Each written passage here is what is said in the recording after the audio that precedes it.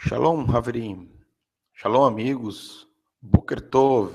Bom dia. Vamos para a nossa aula número 7. Sheva. Shiur Sheva, aula 7. Do módulo 2 de Hebraico Bíblico e Cultura Judaica. Nessa parte do nosso curso, nós estamos vendo conversação. Conversação. Já tivemos a nossa primeira aula semana passada, onde vimos a parte 1, parte 2 e parte 3, Stein e Shalosh, e hoje nós vamos ver a parte Yarbá, Arbá também, parte 1, parte 2, parte 3, parte 4, e hoje nós vamos ver a parte Ramesh V. Shesh. Ok? Então será a segunda aula, a segunda aula, parte 2 de conversação. Teremos 4 partes. Então vamos sem demora para a nossa segunda aula de conversação. Ramesh 5. Quinto exemplo. Vamos iniciar. Heihan anachnu. Veja que a interrogação está no começo da frase. Ao contrário do português, que é no final da frase. Você vê que está no começo da frase. Ou seja, no hebraico, diferentemente do português, ou parecido com o português, né, diferentemente do inglês, por exemplo, as perguntas na entonação. Temos algumas palavras que são interrogativas. Tá? Existem palavras que são interrogativas, porém, na maioria das vezes, as frases têm palavras que não são interrogativas, que são afirmativas ao mesmo tempo, mas é a entonação que vai dizer a pessoa, que vai mostrar que você está fazendo uma pergunta. Então, por isso, a interrogação vem antes, já para você entonar em tom de pergunta. Você já colocar o tom da sua voz como uma pergunta, assim como é no português. Veja, Heihan anarno. Você não pode falar Heihan anarno. Você tem que fazer a entonação em tom de pergunta. Heihan anarno. Onde estamos? Onde estamos nós? Mas em português a gente não fala onde estamos nós, né? Onde estamos? Ou onde nós estamos? Mas você não precisa falar onde nós estamos. Onde estamos já é o correto em português. Então, Heihan anarno, onde estamos? E aqui tem uma resposta. Anarno, que é nós. Hasefer, anarno, beit, hasefer. Nós estamos, beit, livro, beit, casa, perdão, beit, casa.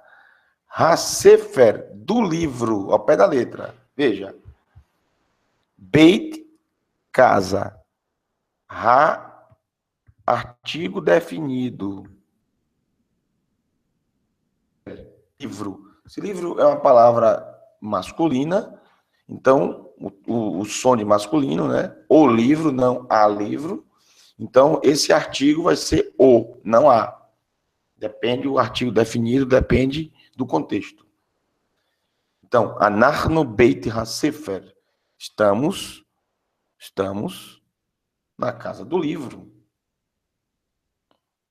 Casa do livro, como eu traduzi ao pé da letra, é escola em hebraico. Nós estamos na escola. Nós estamos, o ser ou estar no hebraico está subentendido, sempre subentendido. Nós estamos na escola. Veja em hebraico a palavra escola, Beit HaSefer, casa do livro. Interessante, né? Escola é a casa do livro. Para o livro. E por quê? Porque é o livro que nos ensina. O livro, essa é a ideia judaica. O livro é que nos ensina. Justamente a partir da escritura sagrada. E até os dias de hoje se fala dessa forma. Escola é Beit HaSefer, casa do livro. Heihan Anachnu, onde estamos? Anachnu Beit HaSefer. Nós estamos na escola. A essa conversação vem mais uma frase. Anachnu Shiur.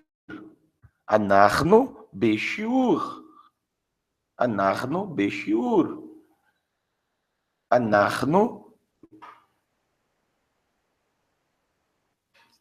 Anachnu que existe nas 3 conversas, nós.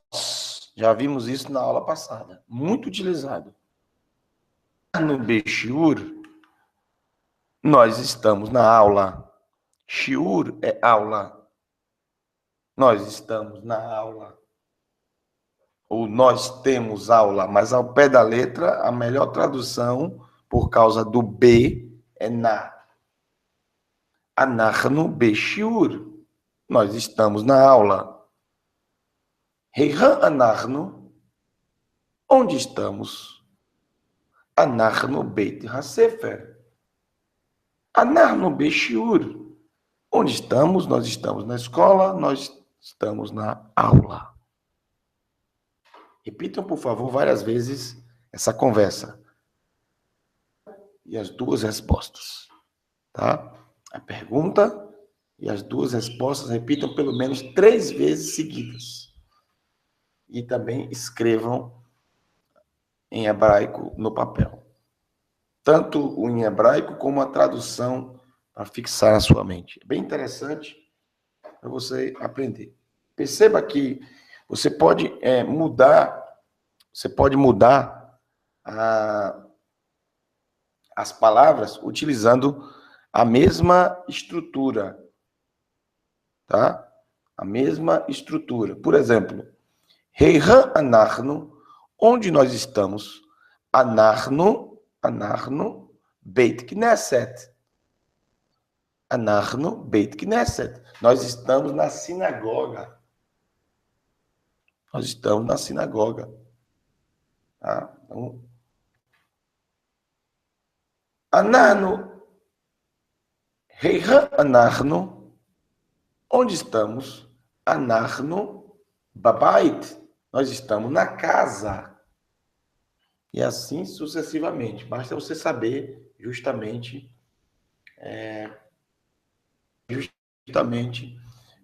o vocabulário, utilizar o vocabulário junto com a estrutura hebraica. Vamos para a próxima parte. Relacionado ainda a essa conversa, tá? Vamos lá. Novamente, Anachnu. Lomdim. Anachnu lomdim. Safá. Lomdim, safá. Anachnu, nós. Lomdim é o plural de lomed. Para o masculino, lomedet. Para o feminino. Lomed é aprender. Lomed. Como está no plural por causa do anachnu, lomdim. Lomdim.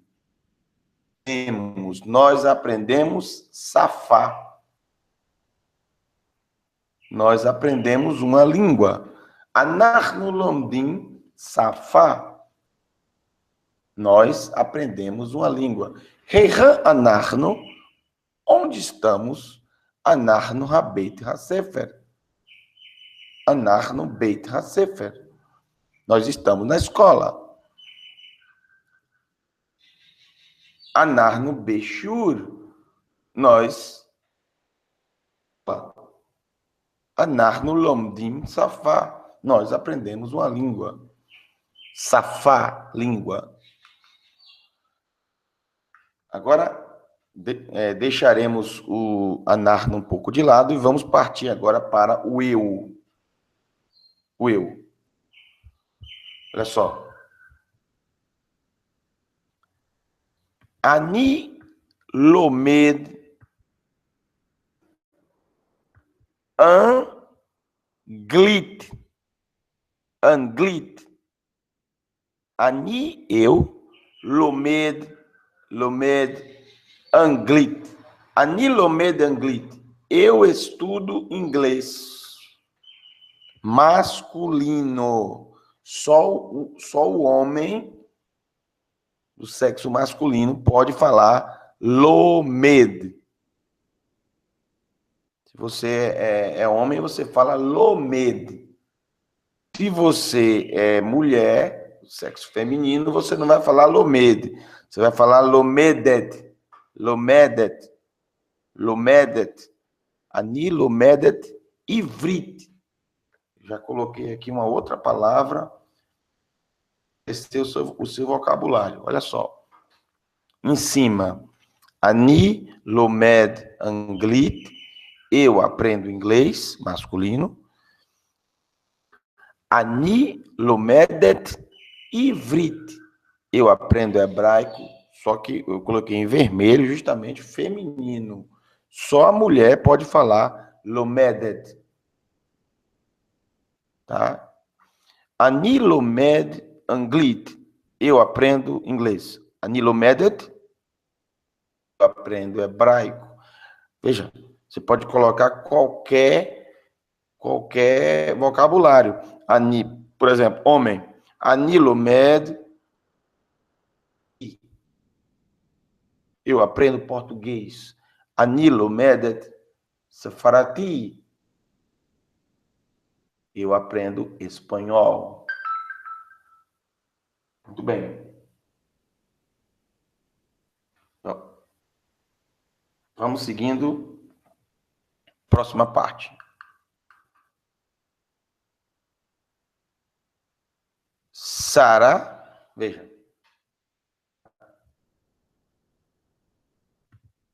Mi Brasil. Mi Brasil. Sara Mi Brasil. É do Brasil. Sara é do Brasil. A palavra Brasil é uma palavra hebraica. Barzel. Barzel. Né? Praticamente as mesmas letras. Zel. Barzel é ferro. Ferro. Por que esse nome Brasil foi criado? Brasil tem a ver com ferro. Brasil tem a ver com ferro. A palavra Brasil é uma palavra de origem hebraica, que tem a ver com ferro. Por causa dos portugueses que vieram, na verdade, eles eram judeus. A grande maioria dos portugueses que vieram para o Brasil eram judeus. Há uma história muito errada em relação ao Brasil, porque dizem que mandaram para cá os assassinos de Portugal. Isso não é verdade. Isso não é verdade. Pedro Álvares Cabral não era assassino. Mas, na verdade, eles eram chamados assassinos de Cristo. Porque eram assim que os judeus eram conhecidos durante a Inquisição, durante a perseguição, a terrível perseguição na Europa. E eles tinham que fugir de países para outros países. Dependia da perseguição. Quando a perseguição apertava na Itália, eles iam para a Espanha. Quando apertava na Espanha, eles iam para Portugal. Eles eram chamados os assassinos de Cristo. Por isso, as pessoas tinham ódio, e têm até hoje, do povo judeu. E muitos têm ódio sem saber que são descendentes. A maioria dos brasileiros são descendentes de judeus. A palavra Brasil vem da palavra Barzel. O que o que eles chamaram isso, porque a madeira no Brasil muito dura, o pau-brasil, chamado pau-brasil, muito dura essa madeira, muito dura. Eles tinham dificuldade de cortar essa madeira para levar para Portugal. Então, quando eles começavam a cortar a madeira, eles diziam barzel, barzel, barzel, barzel, barzel, pau-ferro. Daí, de tanto ouvir essa pronúncia, barzel, barzel, barzel, ficou Brasil. Pau-brasil, pau-ferro. E depois, Brasil. Terra Brasilis, a terra dos ferros. Terra do pau de ferro.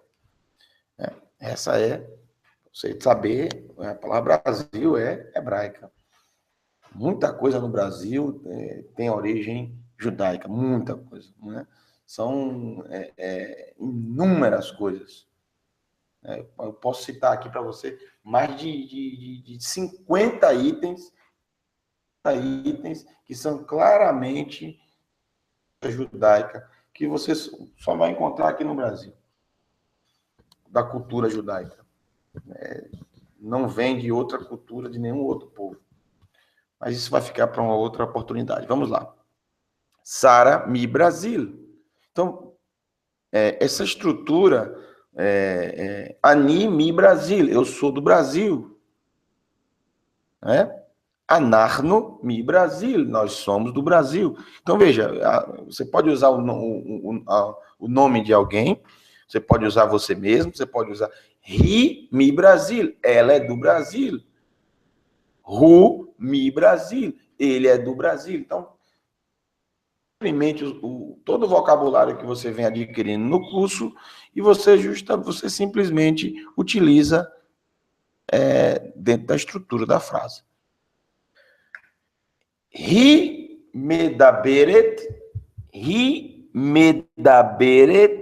olha só, ri medaberet,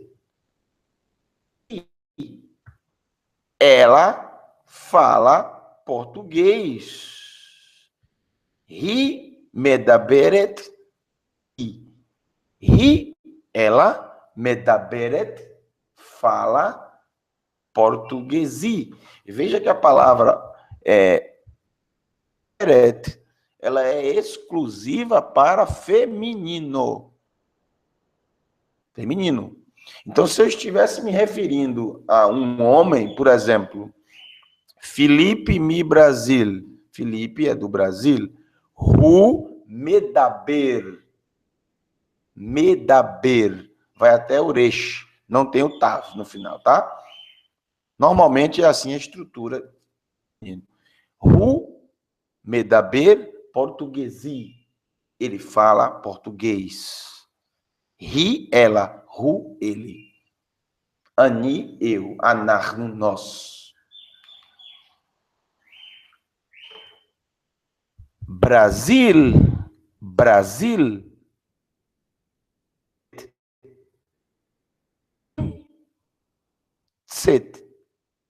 Nimtset, América, Brasil, Nimtset, Bedrom, América. O Brasil está localizado na América do Sul. Brasil, Nimtset, Bedrom, América. Japan, Nimtset, Ásia. Está localizado na Ásia. Ok? German, Nimtset, Europa. Alemanha está localizada na Europa. Mitzrayim, Nimtset, África. O Egito está localizado na África. E assim sucessivamente. Israel, Nimtset, Israel está localizado na Ásia. Tá? E você simplesmente sabendo o vocabulário, você vai incluir esse Bedrom, vem da palavra Darom, quer dizer sul. Bedrom é no no sul. No sul de onde? América. América do Sul. Então, veja que quando você falar, por exemplo, América do Norte, né? É Safon, Norte. Betsafon, América. América do Norte. Antes do América, tem que vir a localização da América. Se é sul, se é norte, tá? Nimtset. Nimtset é localizado. Onde está? Nimtset. Nimtset. Localizado. Esse está subentendido. Então, Sarami Brasil, Rime da Beret Portuguesi, Brasil, Nimtset, Bidron, América. Sara é do Brasil, ela fala português, o Brasil está localizado na América do Sul. Repitam pelo menos, tá? Pelo menos 3 vezes para fixar na sua mente. Vamos mais.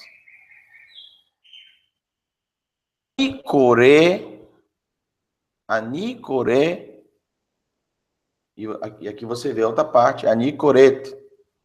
Anicorete. Anicore, eu falo. Masculino. Anicorete, eu falo. Se você for mulher, você fala. Você não vai falar. Se você for mulher, você não vai falar anicore. Você vai falar anicorete. Anicorete. Eu falo. Core, falar. Anicore, eu falo. Anicorete, eu falo. Eu falo feminino. Anicore, eu falo masculino. Falo, me perdoe, eu leio. Perdão. Falar é daber, medaber. Anicore, eu leio. Core, leio. Anicoret, eu leio, feminino. Como fala em hebraico, slicha, animitraet, slicha, desculpe. Animitrae, me perdoe. Animitrae, me perdoe. Se você for mulher, você fala slicha, mesma coisa. Slicha, desculpe. Animitraeret, me perdoe. Slicha, desculpe. Animitrae, me perdoe. Feminino. Slicha, desculpe. Animitraeret. Eu leio. Anicoret, eu leio. Anicoreot. Ani, feminino. Anicoret, ot, masculino. Anicoreot. O que é ot? Ot é letra, é uma letra. Então, anicoreot, eu leio uma letra. Anicoret, ot, eu leio uma letra. Anicore, milá. Anicore, milá. Anicoret, milá. Milá é palavra. Uma palavra. Não confundir com davar. Quando fala davar, é relacionado exclusivamente à escritura sagrada.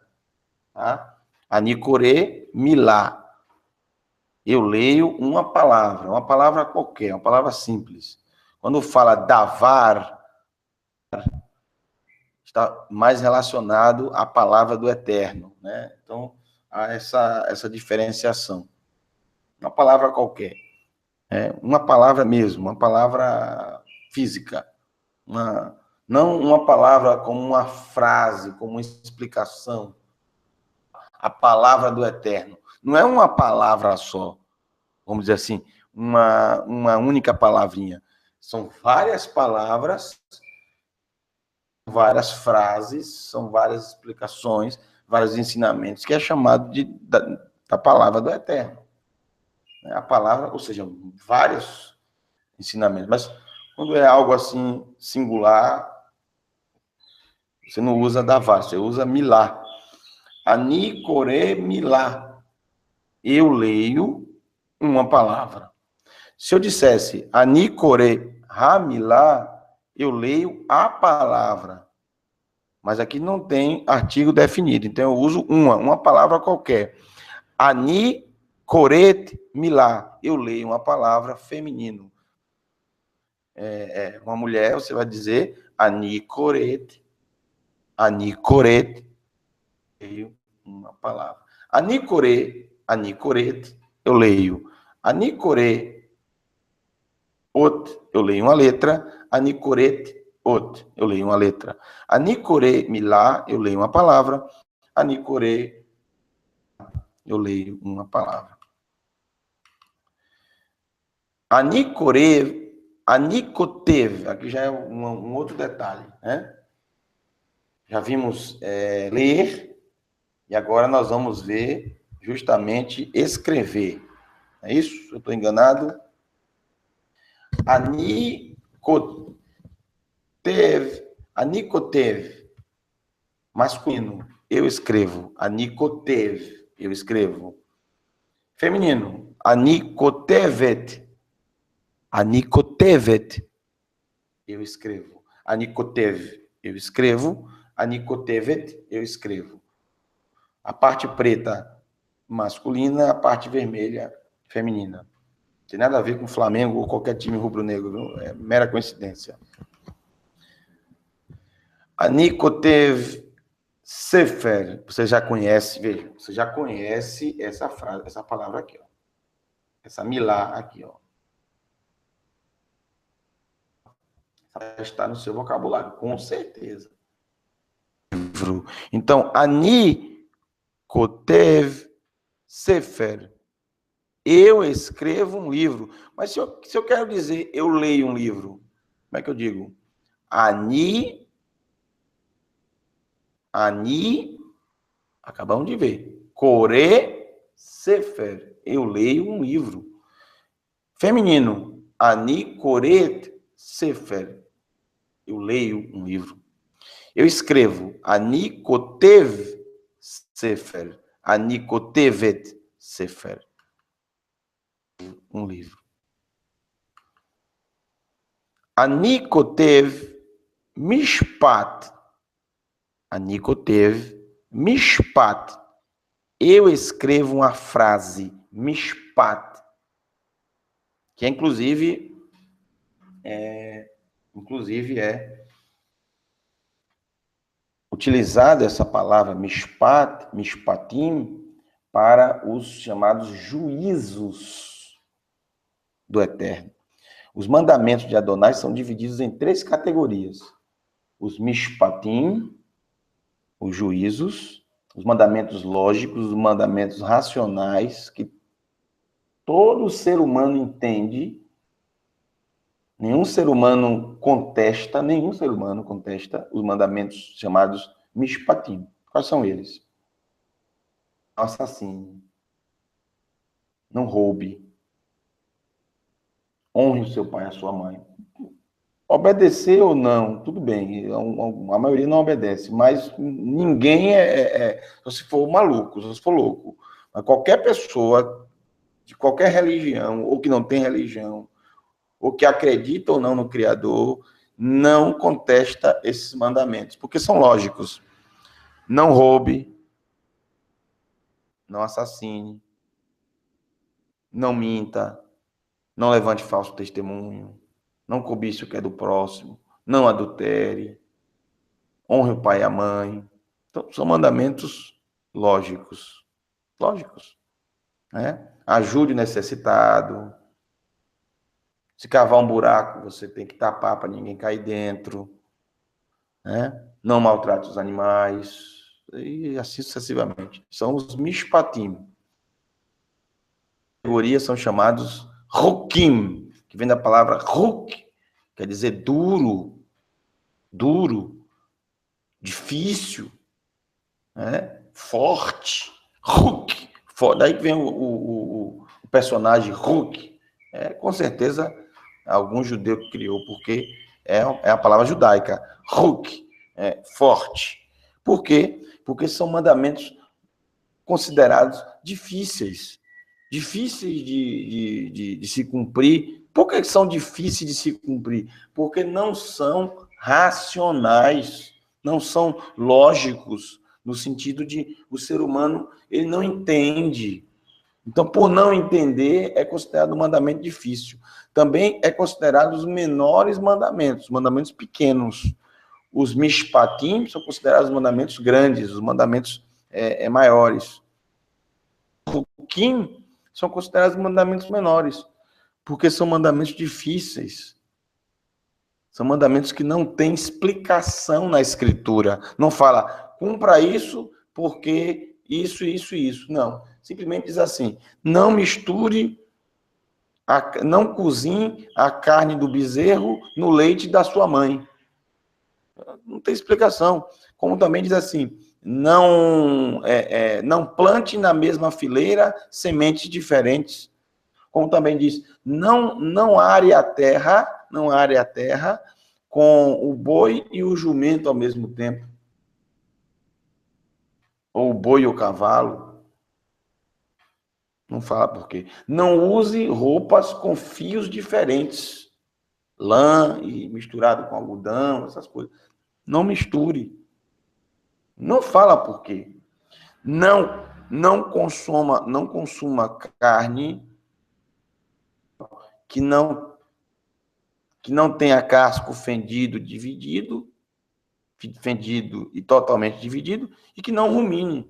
Você só pode consumir carne de animal que rumina e, ao mesmo tempo, tem casco totalmente dividido e fendido. Fendido, dividido. Não pode consumir se o animal tiver só o casco fendido, mas se não ruminar. Ou se só ruminar e não tiver o casco fendido. Então, não explico por quê.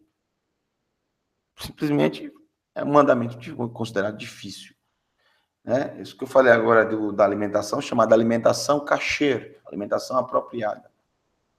Peixe das águas só consuma peixe. E peixe que tenha escamas e barbatanas. Então, são considerados mandamentos difíceis, pois não há explicação. Né?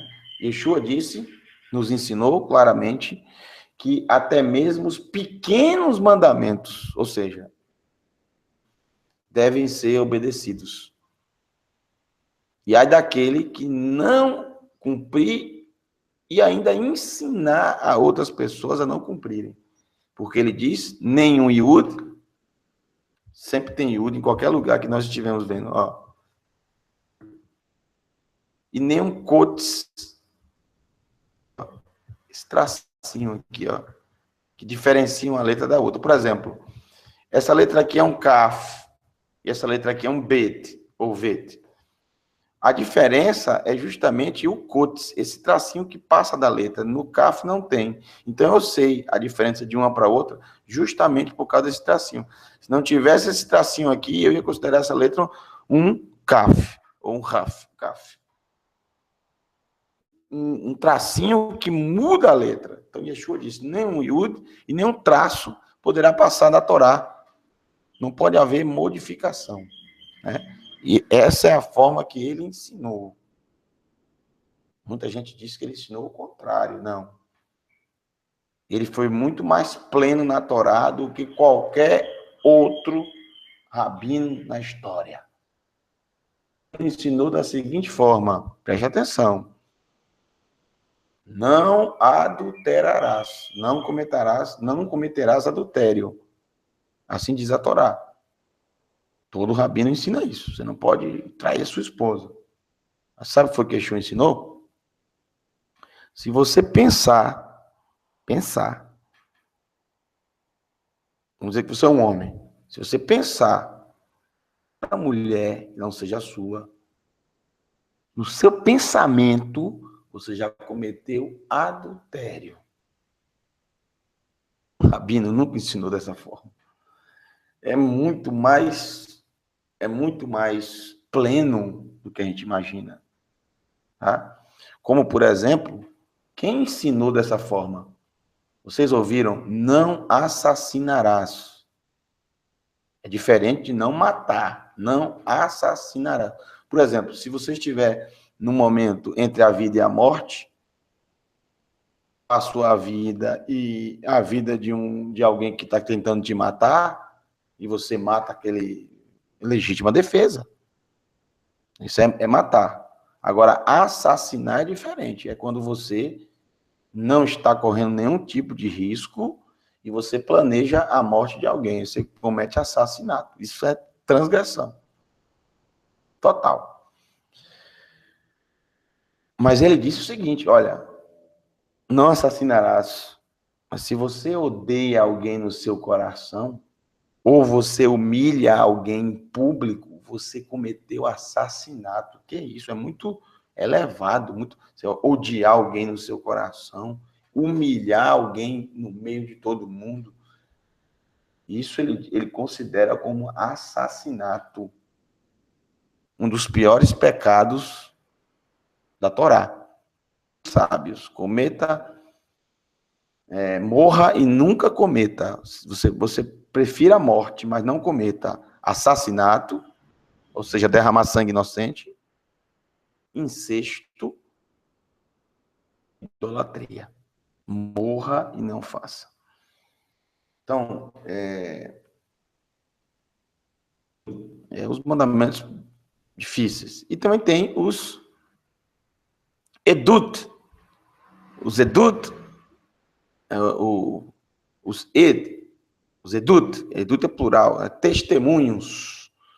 O que são os edut? Os edut são rukim, mas por causa da explicação eles viram edut. Exemplo, guarde o Shabat. Guarde o Shabat. Guarde o Shabat, sábado, 7º dia. Pois o Eterno em 6 dias fez todas as coisas e no 7º dia ele descansou, abençoou e santificou. Guardar o Shabat.